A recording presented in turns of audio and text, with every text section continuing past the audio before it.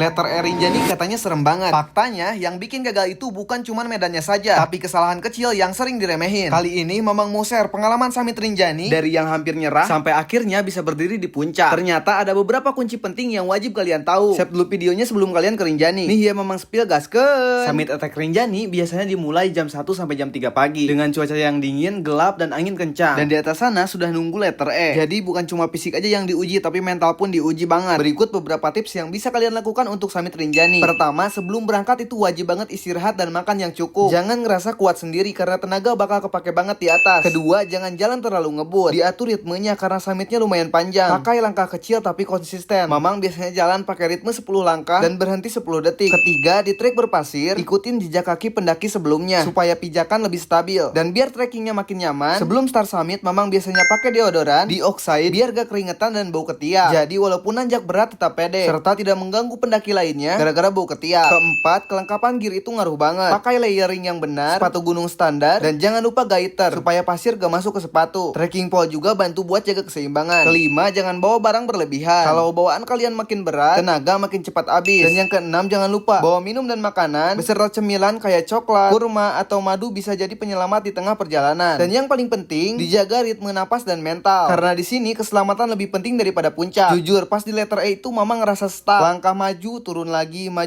turun lagi. Napas udah ngos-ngosan, kaki berasa berat banget. Tapi Mamang ingat, jangan fokus ke puncak, tapi fokus ke satu langkah berikutnya. Pelan-pelan dan konsisten. Sampai akhirnya kalian sampai ke puncak. Semua perjuangan itu kebayar, dan di situ Mamang sadar, puncak itu bukan soal siapa yang paling cepat, tapi siapa yang paling konsisten. Dan soal keringetan juga, pas turun summit Mamang buktikan sendiri, ketiak tetap kering, bisa dites pakai tisu, dilapin ke ketiak, dan masih kering. Jadi di Oxide Extra Dry ini cocok digunakan untuk hiking. Jadi kalau kalian mau summit ke Rinjani, jangan lupa siapin fisik, gear, dan mental. Karena perjalanan ke puncak selalu punya cerita yang gak bakal kalian lupain. Terima kasih guys, mudah-mudahan informasinya bermanfaat. Selalu safety dan salam lestari. Bye-bye.